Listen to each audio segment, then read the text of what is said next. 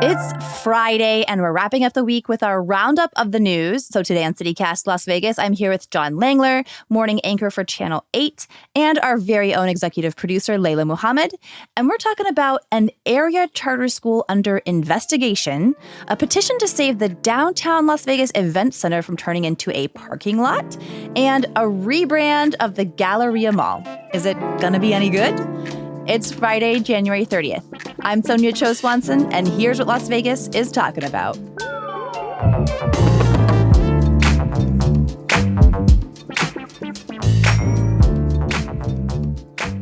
John, Layla, good morning. Good morning to you. Thanks for inviting me back. Always a pleasure to have you. Hey, Sonia, good morning. Hey, Layla. All right, we're going to start off our morning with the hot headline. Just a quick little snippet of news. So I think you all saw probably that Lombardo broke his silence on ICE, all the drama happening up in Minneapolis this past week. He underscored the fundamental right of, quote, notably, quote, citizens to protest peacefully under the First Amendment. He also reiterated his support for President Trump's immigration policies to secure the border and, quote, remove violent or repeat criminals from our streets. And I think what I found interesting about this was, first of all, that there was such a delay. It felt like he was kind of getting a sense of the water, the temps, out there. And as we all know, he is running for re-election this fall. So in a way, I feel like this statement feels a little bit like a reflection of his electorate's views, or what he perceives to be his electorate's views. So that's kind of an interesting temp check there, too. Yeah. I feel like it's also worth noting that I saw at least one business, Yukon Pizza, that they are closing for a strike on today, Friday the 30th. I think what's interesting about what the governor said was, obviously, as we all know, he used to be the sheriff in Clark County, and so he has a law enforcement background. In addition to some of the sort of straightforward things he kind of said, as you mentioned, kind of boilerplate stuff, he was pretty adamant about, as a former law enforcement member, not speaking before an investigation is done. And that's been one of the major critiques of what Alex happened. Alex Preddy's death, you're saying, right? Exactly, specifically with Mr. Preddy's death. And so I that seemed like an interesting way to step in front of the issue as a former law enforcement officer. That was the one thing that stood out to me. As you mentioned, the rest of it was relatively straightforward. And as you mentioned, as someone who's running for governor, you have to kind of watch what you say. Yeah, right. Well, let's move into our first topic. John, over at Channel 8, y'all been working on an investigation into an area charter school. What's going on there?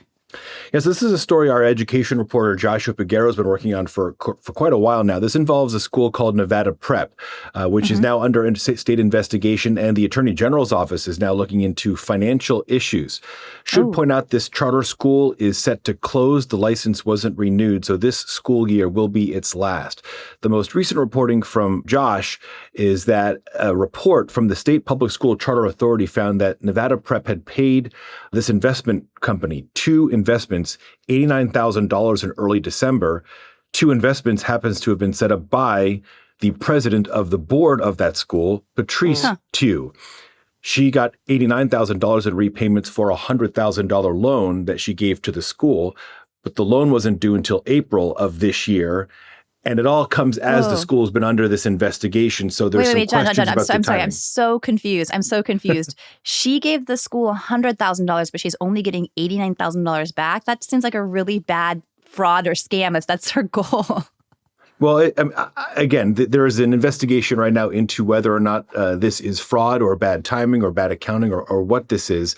There was no rent paid by the school in September, November, and December.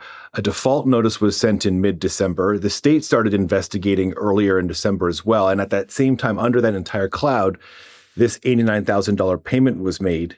The state found that the school had $300,000 in its accounts, and then as soon as the state stepped in, suddenly the money was gone. So they're trying to figure out exactly what has been going on with this problem charter school. There's 470 students there, and these kids, K through 8, they're just trying to get an education here, and all this other rigmarole has been going on in the background. So it's one example of a charter school that has been a problem for some time, according to state authorities. We'll see where it goes. Obviously, we know the school is going away after this school year, but it doesn't mean the investigation is done. I think the Attorney General's office is certainly going to try and find out why the money was taken out. Remember, this is taxpayer dollars. why Sure. it was taken away and where it went. Mhm. Yeah. I'm wondering if it's usual for a board president at a charter school to loan the school that amount of money. I know I went to a charter school for high school, and it did feel like very much a family-run business to some extent. But Interesting. hearing that the board president is loaning the school this amount of money and the repayment is under investigation, I was wondering if that's usual for charter schools to get loans from someone on their board. Well, and as you mentioned, it's kind of a gray area, charter schools, Mhm. about, Yeah. public school, private school, and just the setup. It's a rather new dynamic for Nevada.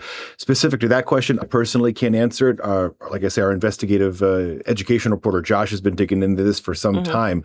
But it does speak to some of the concerns by critics of the charter school system of some of this gray area, whether it's student achievement, Right. some of the funding, just some of the oversight. We did try and get a response from the State Public Charter School Authority about this. And they say this is an isolated case. Most of the schools around the state are doing just fine. But it is a rather prominent isolated case that is raising still a lot of questions. Yeah, Mhm. I'm glad you mentioned that because, as you said, charter schools operate under slightly different rules. They kind of get to chart their own path, right? Sorry for the dad joke right there. That just came out so naturally. What does this investigation tell us about the accountability, say, within the charter school system versus the public school system? That's an excellent question. And that's why this investigation is underway from the State Public Charter School Authority, because they don't want this to be a recurring thing. And the impetus for the state is to make sure the kids at the bottom line are being educated the right way. And if that's not happening here, if there's some money that's being taken out on the slide, that can't be allowed to happen. That's why the AG's office is going to start looking into this too. Yeah. In my experience, I will say, like I mentioned, I went to a charter school. I actually worked in the office at the charter school in high school. It does seem like it is on the school to check a lot of those boxes and make sure they're following regulations, to make sure that the kids are getting the right amount of credits to transfer into college and fulfilling all of the requirements under the state law. But I mean, I saw the quote in the Channel 8 story that the SPCSA is doing its job in holding this charter accountable. Sure, like maybe the fact that this investigation is happening in the first place, right, is a sign of accountability. I think that the main question, there's a couple of things here. One is this issue of the financial thing and the timing of when this payment was made to this board member from the school. The fact that it was happening as Public School Charter Authority was stepping in, as the AG's office was starting to look around. Now, this comes on the heels of earlier reporting by 8 News Now about this school, about issues of disciplinary problems at the campus. Hundreds of incidents at the K-8 school. We've reported on threats to kill among students being caught vaping, using marijuana, racial slurs on campus, things that need to be nipped in the bud, obviously. So that's a separate thing. And again, one of the reasons why this school is going to close at the end of the year. And, at the end of the day, the idea is to try and teach these kids. And if all this other stuff is going on, it kind of gets in the way. Yeah. One of the things I find ironic about particularly the disciplinary issues, I think one of the school officials that was quoted in a Channel 8 story said, we're actually planning on transferring these kids out. So we're not going to have the problematic students in our school. And ironically, charter schools get to do that, whereas public schools, they don't get to shuffle around troubled kids or problematic students, in the same way that charter schools get to. And in a way, charter schools actually get almost more of a pass. Like charter schools get to show, maybe higher test score numbers or showcase fewer disciplinary problems because they are able to, like, as mentioned, move the problematic kids out, and public schools have to take them all. So the fact that despite that ability, the charter school is still showcasing these issues is, I think, remarkable. John, I wanted to follow up on your reporting because the SPCSA, the oversight organization for charter schools, claims that this document that was leaked to Channel 8 was a violation of FERPA, student privacy laws. This is a document about all of those disciplinary issues. What was the editorial decision to report on this document anyhow? So I'll be honest, I'm not sure. I obviously wasn't involved in the specific reporting of it or the editorial decision. We certainly did our due diligence to make sure we didn't identify specific students, identify specific names or anything along those lines. But given the fact that there's this investigation going on, I think that was a driving force behind reporting on this. We certainly wouldn't report on it if we felt uncomfortable or there was some sort of legal complication to it. But specifically, I wasn't involved in that editorial decision, so I don't know if I can speak directly to it. Okay. Yeah. But you're saying basically it was anonymized. You didn't actually release individual student. No, we would never. Yeah. Right. The news organization has strict rules about, unless parents sign documents at the beginning of the year, it's okay for our kid to be on camera or for our child to be involved in some certain things public. We would never, ever report on something like that. Well, I hope that wherever these kids land next, it is a safe and welcoming environment for them, that they are able to learn and grow and not have to deal with some of these disciplinary and administrative issues.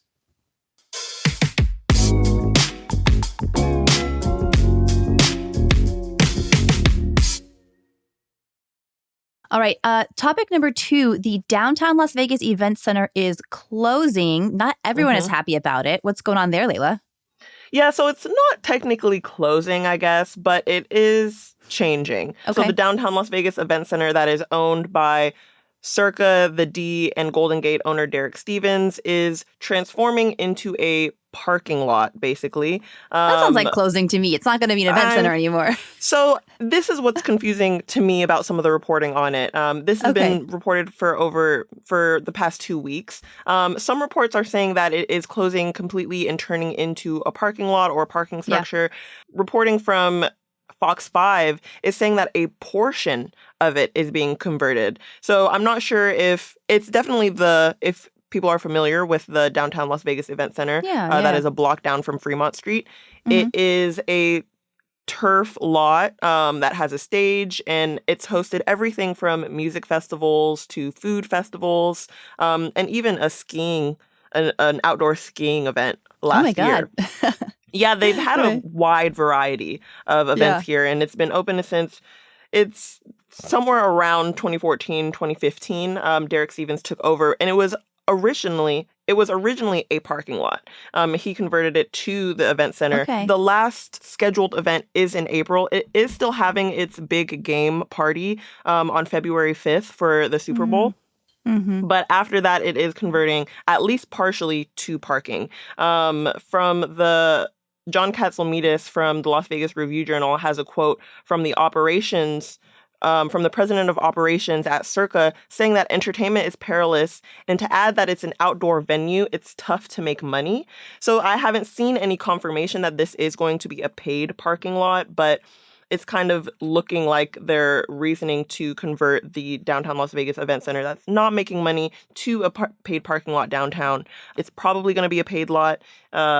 And, we've all seen the parking struggles downtown. A lot of people are pointing that downtown needs more parking, but it's at what cost? The downtown Las Vegas Event Center is a cornerstone of the community, according to this petition. As of the time of this recording, it has 5,420 signatures. And the petition is saying that it's under threat and we're losing a community gathering space downtown that has played a big part to community building in downtown Las Vegas. But what seems like a glimmer of hope in this story is that maybe the parking lot could also transform every now and then to host events. Yeah, that's actually a really good point.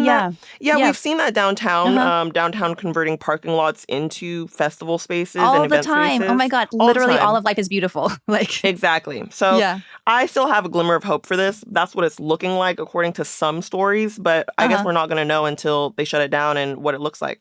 John, do you know what's going on? Well, I'm curious about it too. I've heard the same as you that it's going to be partially paved over, turning into a parking lot, or that it's all going away. I'm the same. I'm curious about it. But as you point out, Sonia, it comes on. You talk about life is beautiful, and I think one concern for the music community is that has kind of gone away, right? The big event on Fremont East is gone. It was a smaller event over by the plaza, and now. There wasn't even a Life is Beautiful last year. And having outdoor music spaces are aren't as many as there used to be. There are still some around, but it's not as prevalent.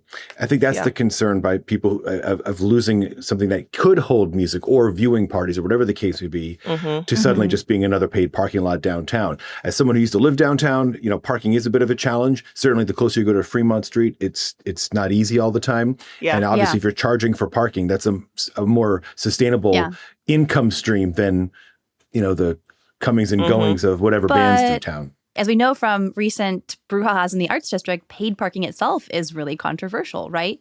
Because once it starts adding up, right? We need more parking, but do we need paid parking? Well, just to jump in on that, I understand that, but city leaders will say, having talked to them, yes, we are starting to charge for parking, but guess what? People are still coming. People are still coming downtown. So it's frustrating. It's a town like Las Vegas where we're used to everything having free parking in the one spot in the area that didn't have that issue. Suddenly downtown does have paid parking. At some point, people have to make money. But I am personally, as someone who's been to the Downtown Event Center many times, losing that would be unfortunate.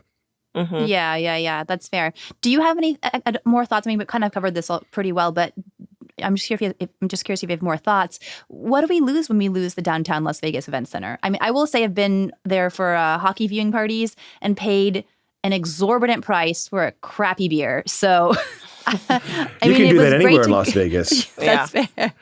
I think with the Downtown Las Vegas Event Center closing, it's kind of marking a shift that we've seen in 2025 of festivals and community events moving out of downtown.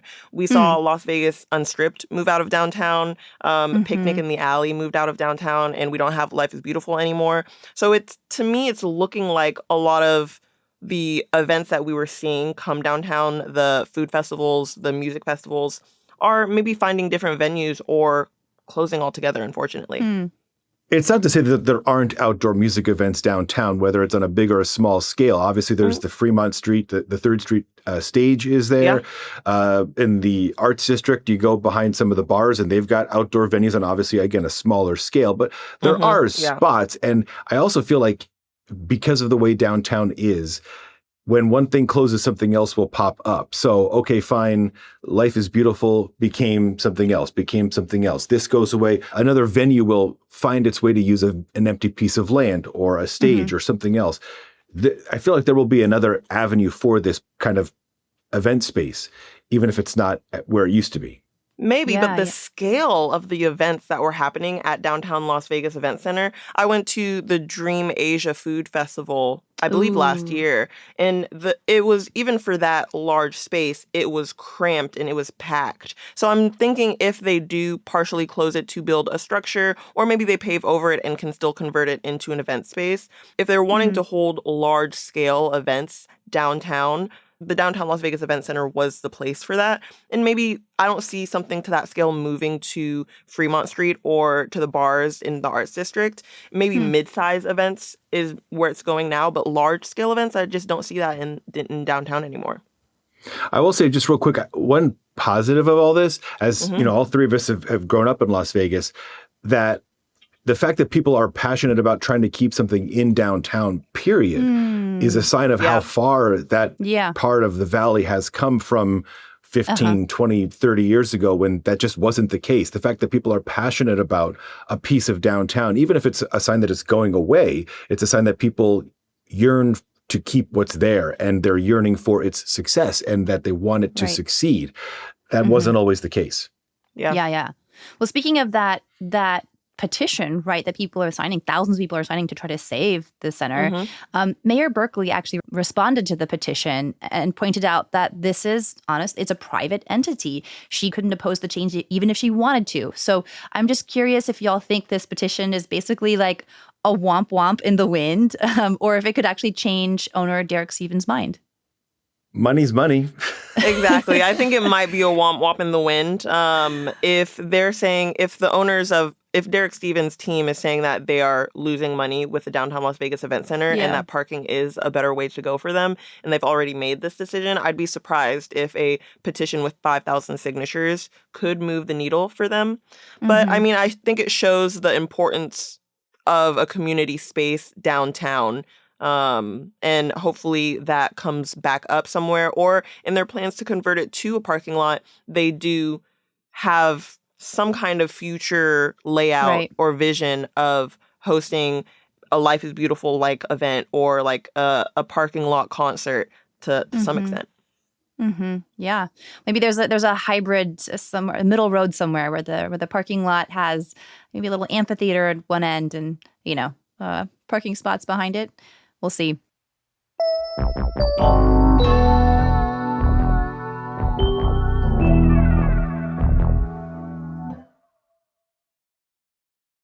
All right, moving on to our third topic. The Galleria Mall gets a rebrand. So this week, vendors at the Galleria Mall got notice that after almost 30 years of operation, the mall will be rebranded to the, quote, Mershops Galleria at Sunset. And the owner, Mershops, which is owned by the Mersho family, hence the name Mershops. It's not a mermaid brand. Will be taking over operations. They're going to be giving it a little bit of like a exterior facelift, some new furniture, a little bit of a rebrand. It's not like a full on, I would say, surgical overhaul. It's more of a little bit of like a minor facelift. But right around 30 years of operations at the Galleria, it seems like people are pretty generally happy about it. And I don't think there are going to be huge changes, but we're going to keep an eye on what the Mershops rebrand has in store for Galleria. So I think what I am curious about, because it has been such a mainstay of Henderson for such a long time, we say that millennials, this is my generation, millennials, we've killed the shopping mall. Layla, as our resident Gen Z, is Gen Z bringing them back to life? What is the state of malls in Vegas these days? Ugh, I don't know if Gen Z is bringing the malls back to life. I think this is. It makes me feel better as a millennial who gets blamed for killing everything. Yeah, I'm like a older Gen Z, young millennial on the cusp right there. Millennial, you're there with me, okay? For the state of malls in Las Vegas right now, I think this is a step to bring the Galleria up to compete with Town Square and downtown Summerlin. When I was in high school, that was our hangout spot, Galleria Mall. And I remember they went through some construction early 2017, 2018, that just put us off on hanging out at the Galleria Mall. And we never went back. And now going there, it does seem quieter than it used to. But it does look great. And I'm excited to see what this rebrand brings with it. I know with the Mershop brand in Escondido, they're doing something similar to a mall over there, and they brought Round One. Yeah, and they brought Round One to that mall in California, which is actually at the Meadows Mall in Las Vegas. And I think that's what Galleria Mall is missing, is that kind of activity experience-based attraction. What did they bring to the Meadows Mall? What did they bring to the Meadows Mall? Round One. It's like a arcade. How do I describe it? Yeah, it's like an arcade games restaurant bar. Oh, yeah, cool. And I don't think almost like a Dave and Buster's kind of. Exactly. And we're seeing Dave & Buster's at downtown Summerlin. Meadows Mall has Round One. Even the Boulevard Mall has kind of those experience-based attractions that I can't think of one at the Galleria Mall. I know that they do food festivals in the parking lot, which is a great use of their space. But inside, I mean, Galleria Mall has been a little boring for the past few years. Well, and the Boulevard Mall has the aquarium, right? And they've added schools to it. There's a school there now, too. Speaking of charter schools, there is a charter school at the Boulevard Mall. Now, I will say, as the oldest of the trio here, it'll always be the Galleria Mall to me. I remember when it opened, it was a big, big deal. But it's a challenge for malls to stay relevant anymore. Downtown Summerlin, Town Square, they brand themselves as downtowns, even though they're really just malls. Well, the Galleria is like an old school mall, and they're having a hard time staying relevant. Even the district in Green Valley, right? Yeah. That little street, it's basically a mall, but they've made it look like sort of a plaza, and they've added some other things in the backside. They've gotten rid of the parking lots and added more restaurants and other bars and things like that. But it's a huge piece of land in a busy part of the valley. You would have to think that whether it's Mershops, it rolls right off the tongue. Mershops, that's right. Or whatever it is, they could do something with it rather than just be like a straightforward mall, because malls are struggling. You have to find, like as you say, another reason to get people through the door. All right. Well, speaking of other reasons, here's my challenge for you. Pick a mall, any mall in Vegas. What is your dream rebrand that brings life back, that revitalizes the American mall? What's the solution here? I say the CityCast Mall. Oh, That's the solution. Ooh. A whole mall of podcasters. There you go. Probably won't that work. sounds like someone's nightmare. Everyone just walking around talking into microphones with earphones on the whole time. Great community building. Layla, what about you? I think I would take the Galleria Mall, and maybe I'm hopping on the Mershop's bandwagon, but go even farther. I saw in the news story that they're thinking about bringing residential, or not residential, but office spaces and just other third spaces. Like, go hard, make it residential. Like, put some Ooh. units in there, bring like life to the Galleria Mall and make it kind of a downtown space, a downtown Henderson space. I don't know. I know Water Street is already that for us, but I think they can go even further and make it a destination. Yeah. And that's why I'm actually really excited to see this rebrand, because the Galleria Mall has kind of been sadly going away for me. Yeah. I still go there, not regularly, but when I do need to go into a big box store. So I think they should go harder into Galleria Mall, put a water park in there, put some residential units in there, make it a movie theater, do it all. I'll say one quick thing. Also, you mentioned the idea of putting homes and stuff in there. There's a movie theater complex at Fort Apache and Sahara. The movie theater closed down, and there's a developer trying to turn them into apartments. So it's not like this is an unusual idea. Yeah, I love that. Fascinating. Oh my gosh, that was like my the Village Square theaters. That was my go-to theater. That was the one little artsy theater we had for a long time. Imagine if they kept one of the rooms a movie theater, and you could have a movie so theater cool. like right outside of your home. I would go there all the time. I still love going to the theaters. And so me thinking about if Galleria turns into this huge experiential residential complex, and there's a movie theater, there's a water park, it's a shopping mall. Oh, I'd move in tomorrow. Yeah. It's funny because that show Hacks that we all love, at one point, one of the main characters moves into a shopping mall. Like there are apparently there are places like malls that do have residences like above on the second floors. The district. Yeah, exactly. So my concept, my rebrand for a mall also includes residential. It is the Meadows Mall, which is the mall I grew up going to because I went to Clark High School, just around the corner. But the Meadows Mall also happens to be right across the street from the Springs Preserve. And so my vision is that the Meadows Mall turns into some kind of biodome, live, work, eat, play experience. Because what I think is kind of genius about malls, and why I'm surprised that they're actually not thriving in Las Vegas, is that they're fully air conditioned. You're in this like hermetically sealed, climate controlled, protection from the sun kind of environment. So why not just like lean hard into that? Get us our first like desert, biome living experiment, tie it in with all of like the nature of the Springs Preserve right across the street, build a little bridge across Valley View to the Springs Preserve. Yeah, you get your nature. Then you can also like go to the food court and let's bring in some like, I don't know, got to keep Panda Express because that's like, food court mainstay, but let's bring in some like local foods as well. So, I have a vision. It's biodome. We're living in the future. I'm feeling like those residents have to sign the craziest waiver to make sure that they take care of the Springs Preserve and they don't like do something crazy and just destroy the environment. Yeah, that's fair. Mojave Max needs his house completely undisturbed. We can't have the neighbors messing around with that. This is true. Mojave Max will, no neighbors get to like bother Mojave Max while Mojave Max is sleeping. All right, y'all. Well, before we go, we've got some shout outs from our neighbors, which is our membership program. That is a perk of becoming a CityCast Las Vegas neighbor. You get to shout out your favorite local biz, organization, maybe like some cool people who've been helping you out, doing something really great.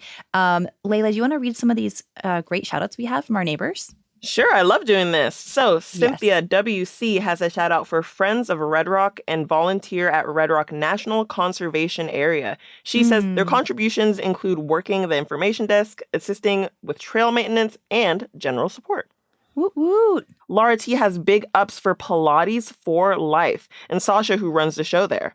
There are group classes and private sessions morning, afternoon, and evening. The vibe is friendly, mellow, and you'll feel the effect the next day. Located on Rainbow near Hacienda, across from Spring Valley Hospital. As a Pilates girl, Nice. I agree. I support. Nice. Pilates for Life. Love it. All right. If you want to get your own shout out, head over to membership.citycast.fm. Become a neighbor. You get this perk plus a bunch of other ones as well. Learn more about it at membership.citycast.fm. All right. Well, John, Layla, thank you both so much for this great conversation. Good to see you again. Thanks, Sonia. Good seeing you, John.